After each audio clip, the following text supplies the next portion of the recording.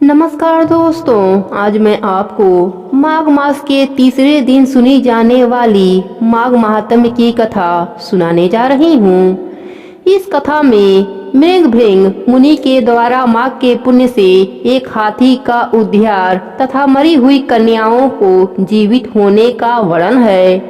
प्रेम से बोलिए माघ मास की जय हो, विष्णु भगवान की जय हो, गंगा मैया की जय हो। वशिष्ठ जी कहते हैं, राजन, भोजपुर में उच्चथय नाम एक श्रेष्ठ मुनि थे। उनके कमल के समान नेत्रों वाली एक कन्या थी जिसका नाम सुब्रता था। वह माघ मास में प्रतिदिन सवेरे ही उठकर अपनी कुमारी सखियों के साथ कावेरी नदी के पश्चिमी माघी प्रवाह में स्नान किया करती थी। स्नान के समय वह इस प्रकार प्रार्थना करती, देवी, तुम सहस्त्र पर्वत की घाटी से निकलकर श्री रंग क्षेत्र में प्रवाहित होती हो। श्री कावेरी, तुम्हें नमस्कार है, मेरे पापों का नाश करो। मरुद वृद्धे, तुम बड़ी सौभाग्यशालिनी हो। माघ मास में जो लोग तुम्हारे जल में स्नान करते हैं उनके बड़े बड़े पापों को हर लेती हो। माता, मुझे मंगल प्रदान करो। पश्चिमी वाहिनी कावेरी, मुझे पति, धन, पुत्र, संपूर्ण मनोरथ और पतिवश्य पालन की शक्ति दो। यो कहकर सुब्रता कावेरी को प्रणाम करती और जब कुछ समय सूर्य का उदय होने लगता उसी समय वह नित्य स्नान किया करती थी। इस प्रकार उसने 3 वर्षों तक माघ स्नान किया। उसका उत्तम चरित्र तथा गृह कार्य में चतुरता देखकर पिता का मन बड़ा प्रसन्न रहता था। वे सोचने लगे, अपनी कन्या का विवाह किससे करूं। इसी बीच में कुशी मुनि ने अपने पुत्र ब्रह्मचारी वश्य का विवाह करने के लिए उच्चथ्य की सुमुखी कन्या सुब्रता का वरण करने का विचार किया। सुब्रता बड़ी सुंदर थी, उसमें अनेक शुभ लक्षण थे। वह बाहर भीतर से शुद्ध तथा निरोग थी। उस समय उसकी कहीं तुलना नहीं थी। वश्य मुनि ने उससे विवाह करने की अभिलाषा की। एक दिन सुब्रता अपने 3 सखियों के साथ माघ स्नान करने के लिए अरुणोदय के समय कावेरी के तट पर आई। उसी समय एक भयानक जंगली हाथी पानी से निकला। उसे देखकर सुब्रता आदि कन्याएं भय से व्याकुल होकर भागी। हाथी भी बहुत दूर तक उनके पीछे पीछे गया। चारों कन्याएं वेग से दौड़ने के कारण हाँफने लगीं और तिनकों से ढके हुए एक बहुत बड़े जल शून्य कुएं में गिर पड़ी। कुएं में गिरते ही उनके प्राण निकल गए। जब वे घर लौटकर नहीं आईं, तब माता पिता उनकी खोज करते हुए इधर उधर भटकने लगे। उन्होंने वन वन में घूमकर झाड़ी झाड़ी छान डाली। आगे जाने पर उन्हें एक गहरा कुआं दिखाई दिया जो तिनकों से ढका होने के कारण प्रायः दृष्टि में नहीं आता था। उन्होंने देखा वे कमल लोचन कन्याएं कुएं के भीतर निर्जीव होकर पड़ी हैं। उनकी माताएं कन्याओं के पास चली गईं और शोकग्रस्त हो बारंबार उन्हें छाती से लगाकर बिमले, कमले, सुब्रते, सुरसे आदि नाम ले लेकर विलाप करने लगी। कन्याओं की माताएं जब इस प्रकार जोर जोर से रुदन कर रही थीं, उसी समय तमस्या के भंडार क्रांतिमार धीर तथा जितेंद्रिय श्रीमान मृगभृंग मुनि वहां आ पहुँचे। उन्होंने मन ही मन एक उपाय सोचा और सोचकर उन्हें आश्वासन देते हुए कहा, जब तक इन कमल नयनी कन्याओं को जीवित न कर दूं, तब तक आप लोग इसके सुंदर शरीर की रक्षा करें। यो कहकर मुनि परम पावन कावेरी के तट पर गए और कंठ भर पानी में खड़े हो मुख एवं भुजाओं को ऊपर उठाए सूर्य देव की ओर देखते हुए मृत्यु देवता की स्तुति करने लगे। इसी बीच में एक समय वहीं हाथी पानी के भीतर से उठा और उन ब्राह्मण मुनि को मारने के लिए सुर उठाए। वे वेग से उनके समीप आया। हाथी का क्रोध देखकर भी मुनिवर मृग श्रृंग जल से विचलित नहीं हुए, अपितु चित्रलिखित से चुपचाप खड़े रहे। पास आने पर एक ही क्षण में उस गजराज का क्रोध चला गया। वह बिल्कुल शांत हो गया। उसने मुनि को सूंड से पकड़कर अपने पीठ पर बैठा लिया। मुनि उसके भाव को समझ गए। उसके कंधे पर सुखपूर्वक बैठने से उन्हें बड़ा संतोष हुआ और जब समाप्त करके हाथ में जल ले, मैंने 8 दिनों के माघ स्नान का पुण्य तुम्हें दे रहा दिया। यो कहकर उन्होंने शीघ्र ही वह जल हाथी के मस्तक पर छोड़ दिया। इससे गजराज पाप रहित हो गया और मानो इस बात को स्वयं भी समझते हुए उसने प्रयत्नशील मेघ के समान बड़े जोर से गर्जना की। उसकी इस गर्जना से भी मुनि के मन में बड़ी प्रशंसा हुई और उन्होंने कृपा पूर्वक उस गजराज की ओर देखकर उसके ऊपर अपना हाथ फेरा। मुनि के हाथ का स्पर्श होने से उसने हाथी का शरीर त्याग दिया और आकाश में देवता की भांति दिव्य रूप धारण किए दृष्टिगोचर हुआ। उस रूप में उसे देखकर मुनीश्वर को बड़ा विस्मित हुआ। तब दिव्य रूपधारी उस जीव ने कहा, मुनीश्वर, मैं कृतार्थ हो गया, क्योंकि आपने मुझे अत्यंत निंदनीय एवं पापमयी पशु योनि से मुक्त कर दिया। दयानिधे, अब मैं अपना सारा वृतांत बतलाता हूँ, सुनिए। पूर्व काल की बात है। नैसर नगर में विश्वगुप्त नाम से प्रसिद्ध परम धर्मात्मा तथा स्वधर्म पालन में तत्पर एक वैश्य रहते थे। मैं उन्हीं का पुत्र था। मेरा नाम धर्मगुप्त था। स्व अध्याय, यजन, दान, सूल लेना, पशुपालन, गोरक्षा, खेती और व्यापार, यही सब मेरा काम था। द्विश्रेष्ठ, मैं अनुचित काम और दंभ से सदा दूर ही रहा। सत्य बोलता और किसी की निंदा नहीं करता था। इंद्रियों को काबू में रखकर अपनी स्त्री से ही अनुराग करता था और पराई स्त्रियों से संपर्क से बचा रहता था। मुझ में राग, भय और क्रोध नहीं था। लोभ और मत्सर को भी मैंने छोड़ रखा था। दान देता, यज्ञ करता, देवताओं के प्रति भक्ति रखता और गौओं तथा ब्राह्मणों के हित में संलग्न रहता था। सदा धर्म, अर्थ और काम का सेवन करता तथा व्यापार के कामों में कभी किसी को धोखा नहीं देता था। ब्राह्मण लोग जब यज्ञ करते उस समय उन्हें बिना मांगे ही धन देता था। समय पर श्राद्ध और संपूर्ण देवताओं का पूजन करता था। अनेक प्रकार के सुगंधित द्रव्य, बहुत से पशु, दूध, दही, मट्ठा, गोबर, घास, लकड़ी, फल, मूल, नमक, जायफल, पीपर, अन्य साग के बीज, नाना प्रकार के वस्त्र, धातु, ईख के रस से तैयार होने वाली वस्तुएं और अनेक प्रकार के रस बेचा करता था। जो दूसरों को देता था वह तौल में कभी नहीं रहता था और जो औरों से लेता वह अधिक नहीं होता था। जिन रसों के बेचने से पाप होता है उनको छोड़कर अन्य रसों को बेचा करता था। बेचने में छल कपट से काम नहीं लेता था। जो मनुष्य साधु पुरुषों को व्यापार में ठगता है वह घोर नरक में पड़ता है तथा उसका धन भी नष्ट हो जाता है।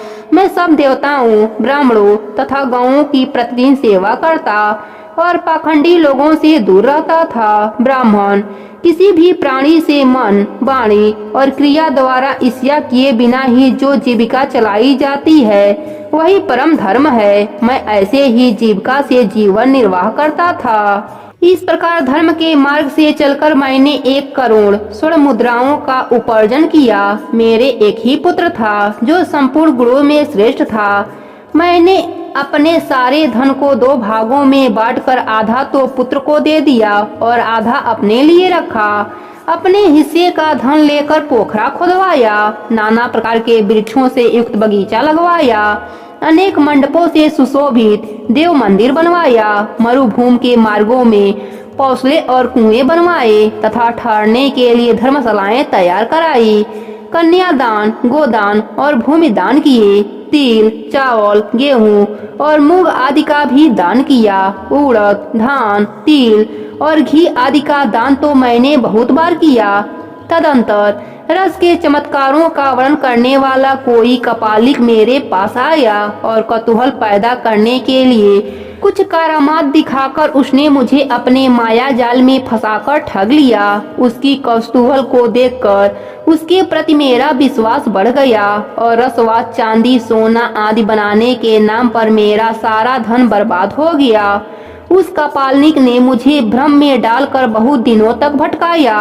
उसके लिए धन दे देकर मैं दरिद्र हो गया। माघ का महीना आया और मैंने 10 दिनों तक सूर्योदय के समय महान नदी में स्नान किया, किंतु बुढ़ापे के कारण इससे अधिक समय तक मैं स्नान का नियम चलाने में असमर्थ हो गया। इसी बीच में मेरा पुत्र देवांतर के को चला गया, घोड़े मर गए, खेती नष्ट हो गई और बेटे ने बेस्या रख ली।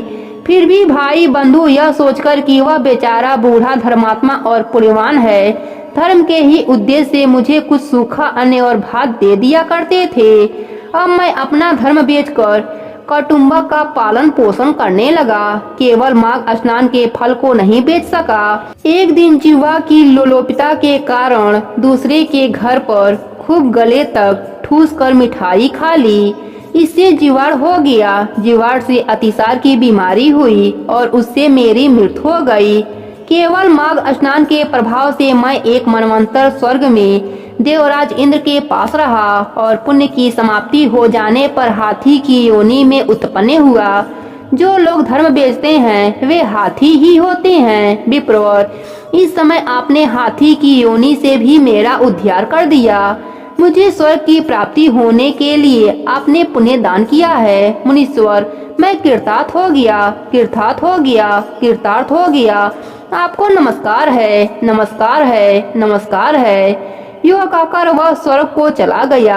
सच है, सत्पुरुषों का संग उत्तम गति प्रदान करने वाला होता है।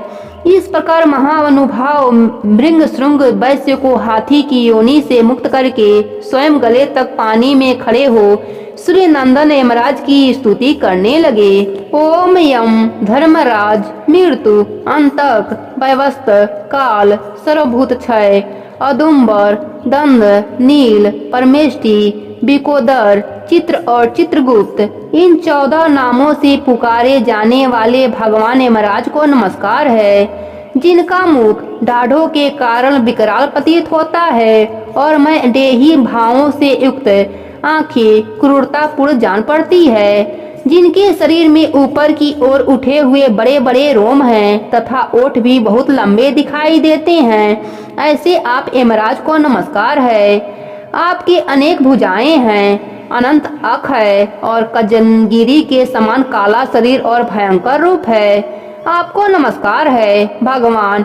आपका वेग बड़ा भयानक है। आप पापियों को भय देते, काल दंड के धमकाते और सब प्रकार के अस्त्र शस्त्र धारण करते हैं। बहुत बड़ा भैंसा आपका वाहन है। आपके नेत्र दहकते हुए अंगारों के समान जान पड़ते हैं। आप महान हैं। मेरू पर्वत के समान आपका विशाल रूप है। आप लाल माला और वस्त्र धारण करते हैं। आपको नमस्कार है। कल्पांत के मेघों की भात, जिनकी गंभीर गर्जना और प्रलयकालीन वायु के समान प्रचंड वेग हैं, जो समुद्र को पी जाते, संपूर्ण जगत को ग्रास बना लेते, पर्वत को भी चबा जाते और मुख से आग उगलते हैं, उन भगवान यमराज को नमस्कार है। भगवंत, अत्यंत घोर और अग्नि के समान तेजस्वी काल रूप मृत्यु तथा बहुत से रोग आपके पास सेवा में उपस्थित रहते हैं। आपको नमस्कार है। आप भयानक मारी और अत्यंत भयंकर महामारी के साथ रहते हैं। पापियों के लिए आपका ऐसा ही स्वरूप है। आपको बारंबार नमस्कार है। वास्तव में तो आपका मुख खिले हुए कमल के समान प्रशंसा से पूर्ण है। आपके नेत्रों में करुणा भरी है। आप पितृ स्वरूप हैं। आपको नमस्कार है। आपके केश अत्यंत कोमल हैं और नेत्र भावों की रेखा में सुशोभित हैं।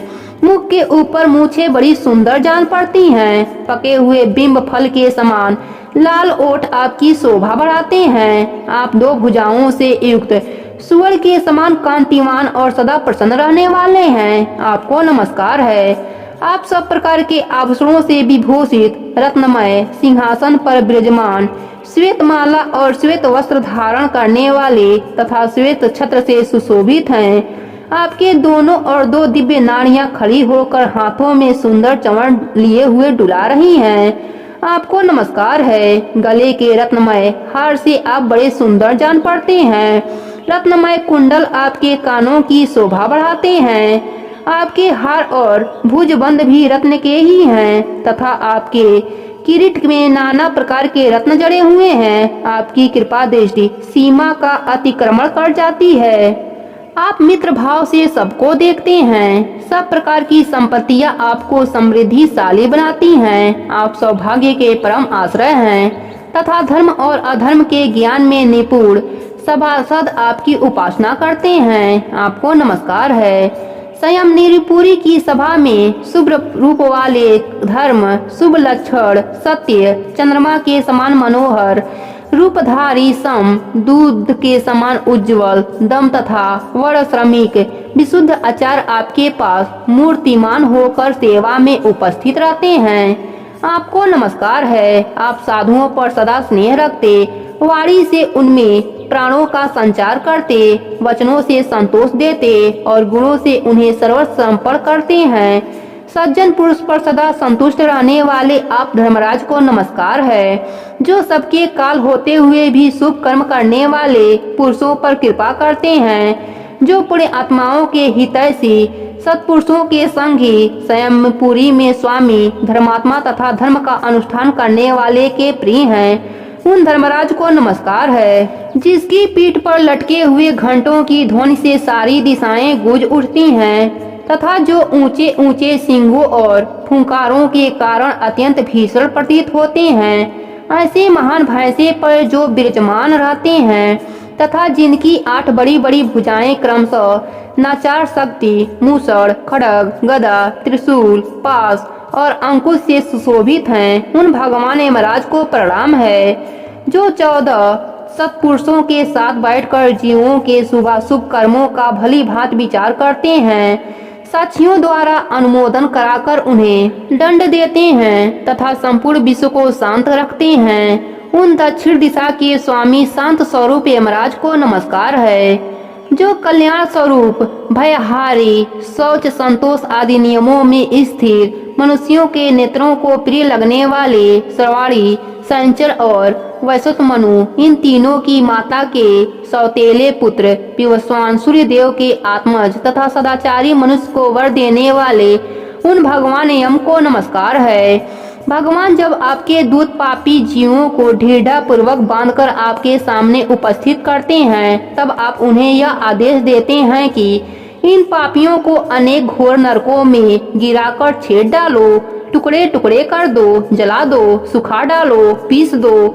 इस प्रकार की बातें कहते हुए यमुना जी के श्रेष्ठ भ्राता आप यमराज को मेरा प्रणाम है। जब आप अंतक रूप धारण करते हैं, उस समय आपके गोलाकार नेत्र किनारे किनारे से लाल दिखाई देते हैं। आप भीम रूप होकर भय प्रदान करते हैं। टेढ़ी भौवें के कारण आपका मुख वक्र जान पड़ता है। आपके शरीर का रंग उस समय नीला हो जाता है तथा आप अपने निर्दयी दूतों के द्वारा शास्त्रोक्त नियमों का उल्लंघन करने वाले पापियों को खूब कड़ाई के साथ धमकाते हैं। आपको सर्वदा नमस्कार है, जिन्होंने 5 महायज्ञों का अनुष्ठान किया है तथा जो सदा ही अपने कर्मों के पालन में संलग्न रहते हैं। ऐसे लोगों को दूर से ही विमान पर आते देख आप दोनों हाथ जोड़ आगे बढ़कर उनका स्वागत करते हैं। आपके नेत्र कमल के समान विशाल हैं तथा आप माता संज्ञा के सुयोग्य पुत्र हैं। आपको मेरा प्रणाम है, जो संपूर्ण विश्व में उत्कृष्ट निर्मल विद्वान, जगत के पालक,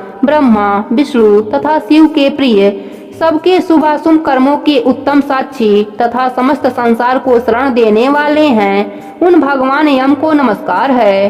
वशिष्ठ जी कहते हैं, इस प्रकार स्तुति करके मृंग भृंग ने उदारता और करुणा के भंडार तथा दक्षिण दिशा के स्वामी भगवान यम का ध्यान करते हुए उन्हें साष्टांग प्रणाम किया। इससे भगवान यम को बड़ी प्रशंसा हुई। वे महान तेजस्वी रूप धारण किए मुनि के सामने प्रकट हुए। उस समय उनका मुख कमल प्रशंसा से खिला हुआ था और किरीट, हार, केयूर तथा मणिमय कुंडल धारण करने वाले अनेक सेवक चारों ओर से उनकी सेवा में उपस्थित थे। यमराज ने कहा, मुने, मैं तुम्हारे इस स्त्रोत से बहुत संतुष्ट हूँ और तुम्हें वर देने के लिए यहाँ आया हूँ। तुम मुझसे मनवांछित वर मांगो, मैं तुम्हें अभिष्ट वर प्रदान करूँगा। उनकी बात सुनकर मुनीश्वर भृंग मुंग उठकर खड़े हो गए। यमराज को सामने उपस्थित देख उन्हें बड़ा विस्मित हुआ। उनके नेत्र प्रशंसा से खिल उठे। कृतांत को पाकर उन्होंने अपने आप को सफल मनोरथ समझा और हाथ जोड़कर कहा, भगवान, इन कन्याओं को प्राण दान दीजिए। मैं आपसे बारंबार यही याचना करता हूँ। मुनि का कथन सुनकर धर्मराज जी ने अदृश्य रूप से उन ब्राह्मण कन्याओं को उनके शरीर में भेज दिया। फिर तो सोकर उठे हुई भांति वे कन्याएं उठ खड़ी हुईं। अपनी बालिकाओं को सचेत होते देख माताओं को बड़ा हर्ष हुआ। कन्याएं पहले की ही भांति अपना अपना वस्त्र पहनकर माताओं को बुला उनके साथ अपने घर आईं। वशिष्ठ जी कहते हैं, इस प्रकार पिपरवर मृग भृंग को वरदान दे यम देवता अपने पार्षदों के साथ अंदर ध्यान हो गए। इधर ब्राह्मण भी यमराज से वर पाकर बड़ी प्रशंसा के साथ अपने आश्रम को लौटे। जो मानव प्रतिदिन यमराज की इन स्तुति का पाठ करेगा उसे कभी यम यातना नहीं भोगनी पड़ेगी। उनके ऊपर यमराज प्रसन्न होंगे। उनकी संतति का कभी अपमृत्यु से पराभव न होगा। उसे इस लोक और परलोक में भी लक्ष्मी की प्राप्ति होगी तथा उसे कभी रोगों का शिकार नहीं होना पड़ेगा।